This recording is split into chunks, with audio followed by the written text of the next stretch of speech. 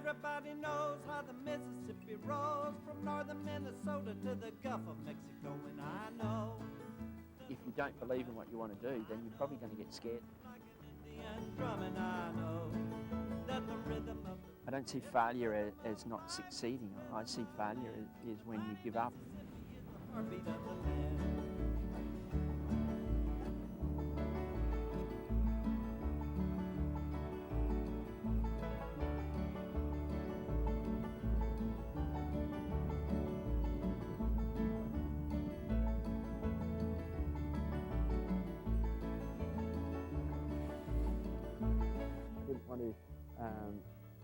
Sit back and watch other people achieving their business dreams, family or personal, whatever. I didn't want that to happen to me anymore.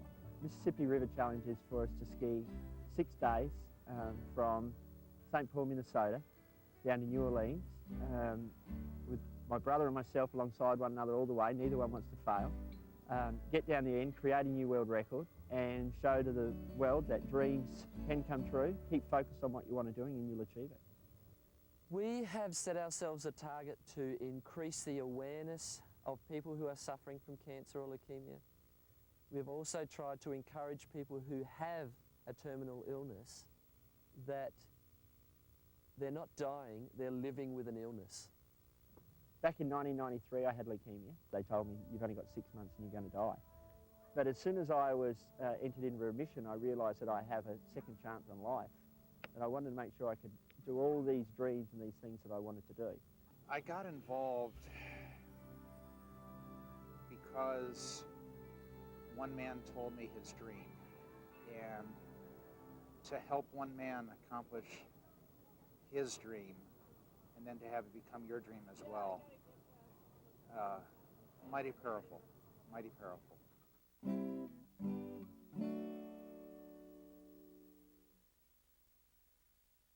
We were going to be traveling with 3 skiers. We had Sean McGrath, Brenton McGrath, and soon a good friend, Neville Wilson. On January 2nd, U.S. time, Neville Wilson lost his battle to stomach cancer. We're traveling with Neville today. We're going to take a portion of his ashes, place it in the beginning of the Mississippi River, and the remainder in a private burial ceremony in the Gulf of Mexico.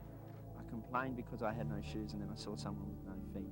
A person's dreams might just be getting up and walking because they haven't got a leg anymore and they've got an artificial leg, or they were paralysed, and just to be able to move a leg, that might be their goal.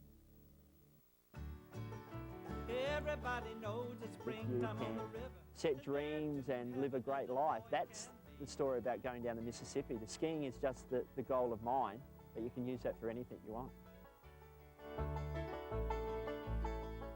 We have a lot riding on this, not only personally, but sponsors and people have invested a lot of time, money and faith in us to do something good here. Big bank of wall just stood up in front of me and I hit it. It sort of bounced across and his ski hit my leg, and you can see that the bruise is starting to get a bit bigger there now. If you don't reach your goal, that's not the failure, but the failure would be if you gave up. And when I'm out there or skiing that, there's no way I'm going to give up. Everybody knows it's summer on the river. Riverboat towns are busy as a bee. Rivertown. Yeah, well, that's shut down for you. Real, isn't it? I think the difference between a winner and an also ran is that the winner goes the extra mile, and I think that's, you just don't give up, you just keep going. We're only in the first day and we're starting to ache, so by the time the third and fourth comes around, our mind is going to be really playing tricks with me. Maybe it's just the endorphins kicking in. We did it. We set a new record today. Fastest people to ski from Boom Island, Minneapolis to Dubuque. Beauty. It's a mighty big river!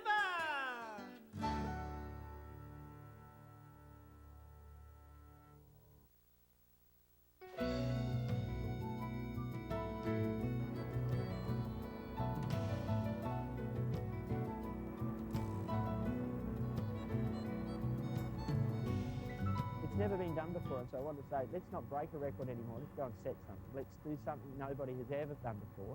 We set our own standards, we set our own rules, we set our own time, and when we get down, no matter what time we get down, we're going to create that record that we want. That was just a perfect example of false expectations steering wheel. I mean, it's just, you thought that it was going to be garbage, we're going to hit rough water, we're going to get rooted, we wouldn't be able to stand up, but it was just completely wrong. We had one of our best runs of the day, the water was great besides a couple of minutes stretch, so well, I was just a whacker thinking that it was, and worrying about it. I should have learnt from other things, so next time I'll know just to get out and do it.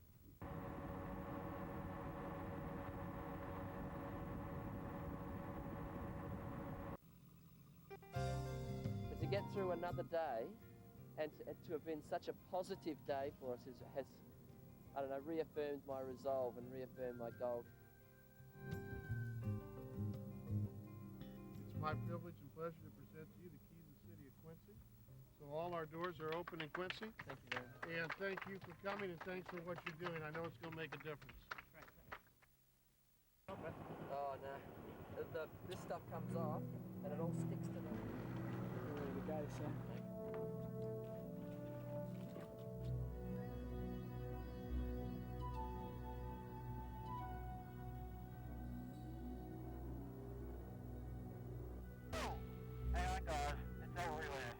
The river felt like the Grim Reaper, you know? And every time we'd come up against a log, it was like he was reaching up to try and tear my heart and soul right out of my chest. And, you know, that's probably the hardest task, is keeping your mind on the goals and not being distracted by the obstacles. If you can pitch your mind and become single-minded as to where you're heading, then the things that come along during it, they're insignificant. We've got barge weight coming up. We're going to hit some bit of roll and a bit of chop here.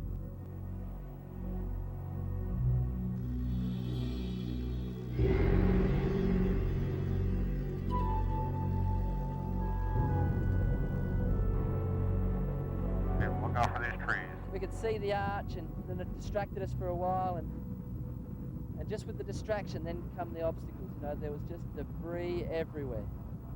I've seen so many times in business and in employment that obstacles come your way and you've just got to overcome them. True.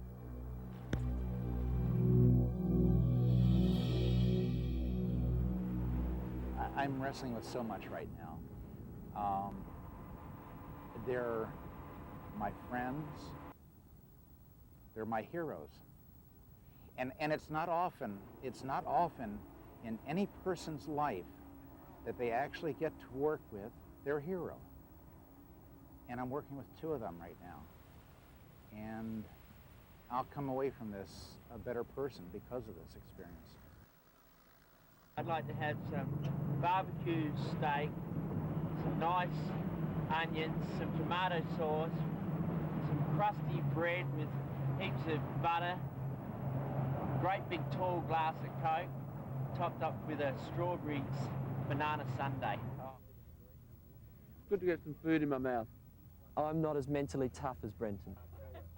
I think with all of what Brenton has gone through with his leukemia, he's become a lot more determined, a lot more mentally tough than I am.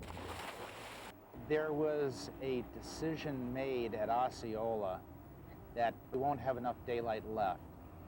And we talked about it, yelling across the water back and forth. And ultimately, I told him, go for Memphis.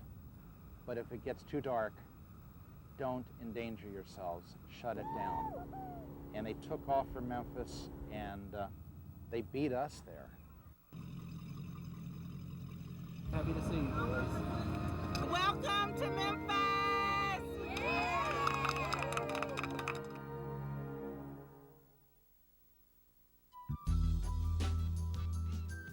Brenton can do it, and he's just an ordinary bloke. There's nothing special about him. That they might be able to say, well, why can't I achieve it? And if that's what people get out of the Mississippi, then I'll be really happy.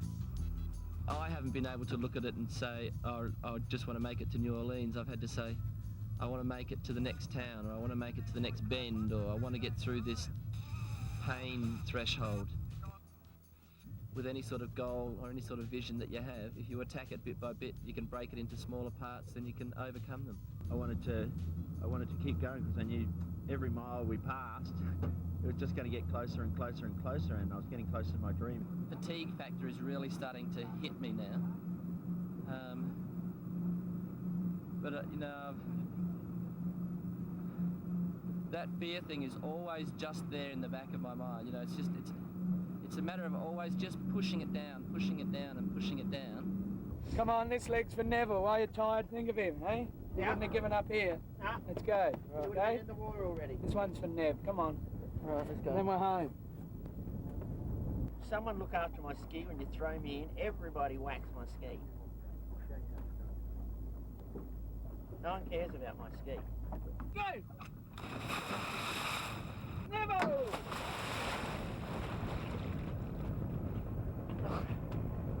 You want to wreck that ski, don't you? In one sense, I wanted it to end so that the pain had finished, but the other part of me didn't want it to end because if I stop, then I can't keep edging my way under my goal of getting into the Orleans tomorrow. So, but we are going good, and we're going out now to do a 2-hour run.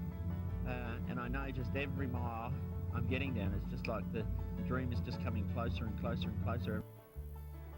I need to get that tape out from my ankle. It's so often I think it's rubbing it raw. Okay.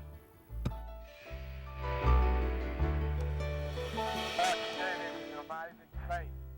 To be a younger brother, see my two older brothers do this is fantastic. Inspiration to all of us. See the pain that you go through just to prove what can be done when you put your mind to it.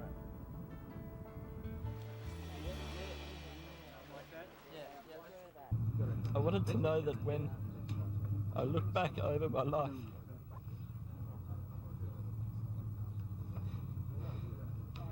that I could say that I'd had a good life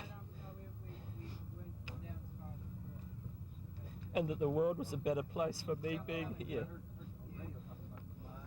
And if I can do something for people who are less fortunate than me and have diseases that are debilitating like leukemia and cancer,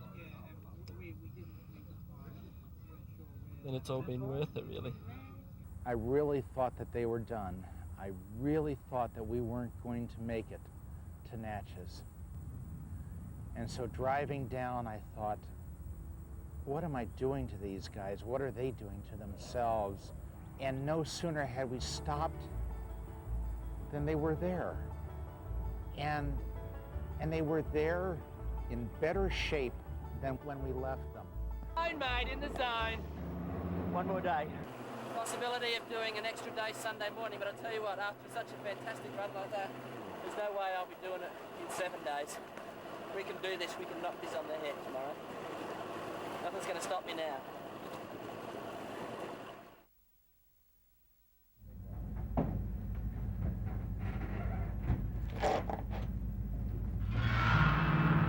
At the beginning of this year, I made a promise to my mate that in 6 days we'd ski the Mississippi and we'd tip his ashes into the Gulf of Mexico.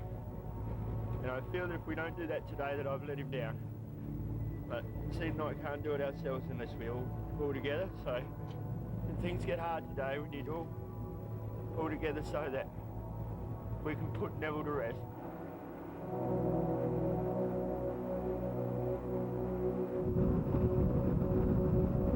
You come into something like this and you think, oh, the river's just reaching out to try and take us again. I've got to stop. This fog's too bad. I don't know what's coming out there. It could be a big tug or something.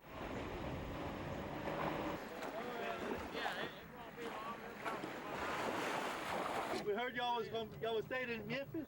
Yeah. And then y'all was gonna be in Natchez yesterday evening about 2 or 3 o'clock. Got one. Oh, yeah.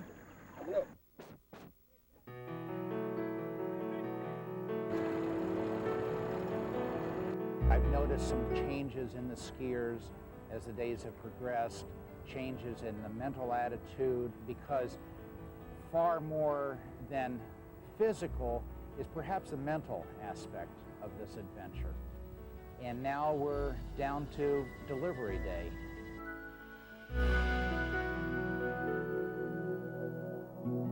I've worked so hard to get them down the river, and I'm wondering, are they sitting out there, you know, swearing a blue streak with my name included.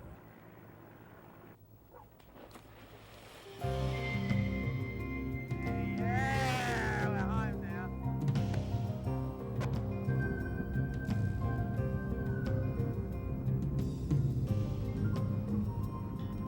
now. I never envisioned in my life, and at any time in my life, that I would be able to apply some of my time and talents to satisfy one man's dream. I mean, normally you just exist, and maybe you satisfy your own dreams, but to help another man satisfy his, that's an incredible opportunity. It takes a mind that can ignore pain, that can ignore boredom, that can remain focused on that vision that all of us shared.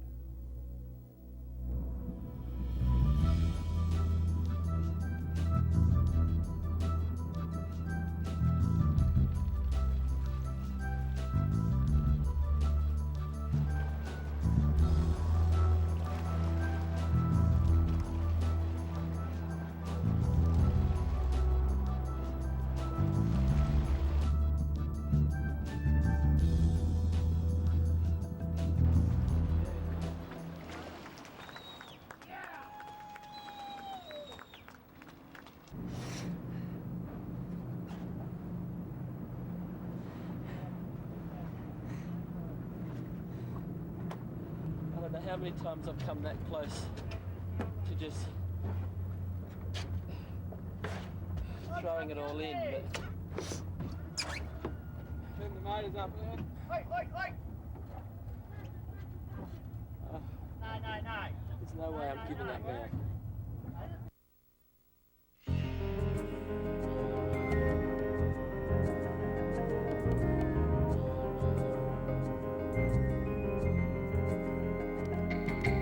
Question my inner strength, and I think it was in times like that where you really discover just what sort of a person you are. We've got 48 miles to go to New Orleans. That's at best an hour. That's 3:30. That only gives you half an hour for a rest, because then you've got to be back in and going if you're going to head to the Gulf by 4 o'clock, no later. And we've got some lightning, thunder and lightning coming up like that.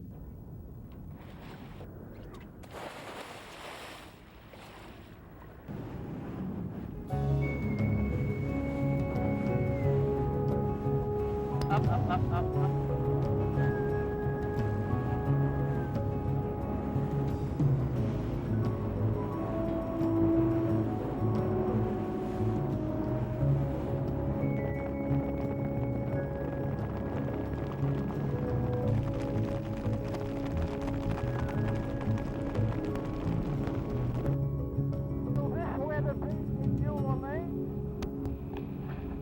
I said the weather was better there.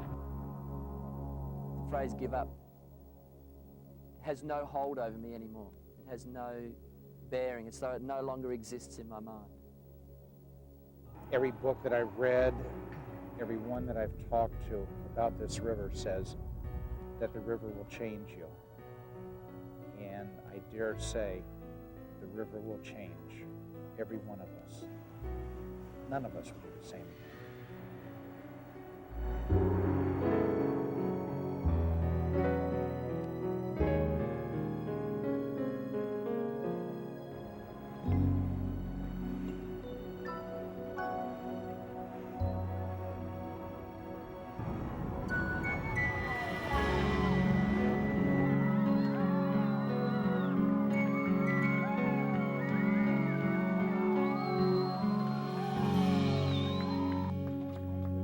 It's all right to take on somebody else's dream, but you have to embrace it and make that dream your own, because when things get hard and you're out there like me on the river and things are hard and your feet are burning and muscles are aching and dying, if you don't really believe in what you're doing, you're going to give up. You you smell the Gulf of Mexico? You're close. I reckon I tasted it a couple of Yeah, times on the way in there. You're close, you're close. If we're out of here at 5 o'clock, that puts us in the Gulf at 8 o'clock. So just go and get it done and finish it. And then we can kick back and have a party. There's only 1 hour, 100 miles to go, and it's all going to be finished today. And I made a promise to my mate to spill his ashes on the 6th day, so I just want to make sure we can get down there today. I've lost my feeling now right up past my ankle, so I really can't feel anything except the burning sensation. I think I'm ready to go the distance, but there's more than going the distance. And I have tried to do everything I could to do it in the time. I understand. I just felt the lowest probably that I've ever felt in my life when that decision was made not to allow me to go on at all. I have failed. Maybe it's not the right time. Maybe there are other reasons why we don't reach our goal when we plan to reach it. I think you have to make sure that you don't lose focus, that you don't lose faith in yourself and also in your abilities. My goal was to have it done yesterday. So the biggest thing for me is just trying to get the strength and control the emotions to finish off today. Brenton and I couldn't have got here by ourselves. We can stand behind a boat, but it takes 2 boat drivers in each boat, and it takes people on the ground who are looking after fuel and all of that sort of thing, and we can't do it without the support of that team. And it'll be good to be able to sit back with the team, reminisce and reflect. It's like I've got to ski the whole river again because I never finished. That 90 miles just seems so far today.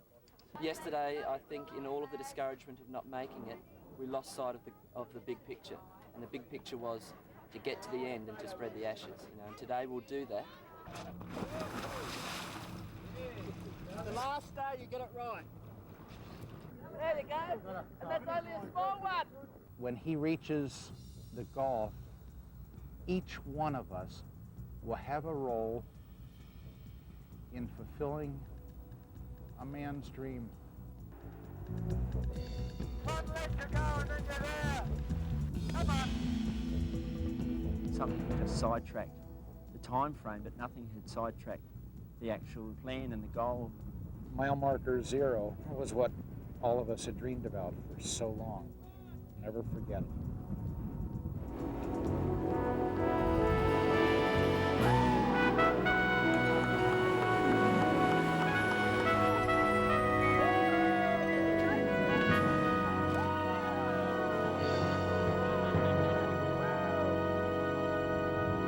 I'm so grateful and thankful to you, Brenton, for making that Neville's dream to become a reality, because that's what he wanted. Yeah. Thank you.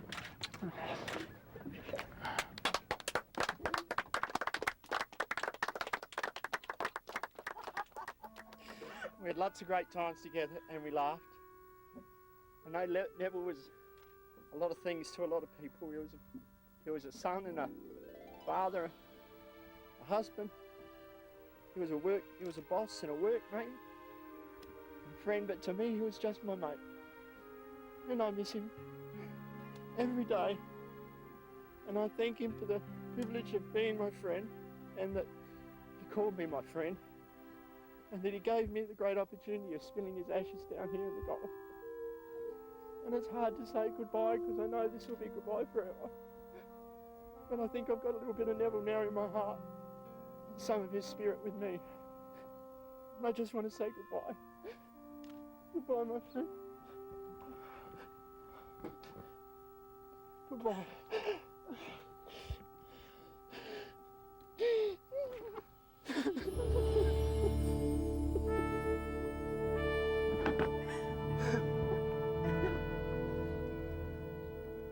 You have a dream and you accomplish it, but it's the journey along the way and who we become. That's what matters. That's what's important.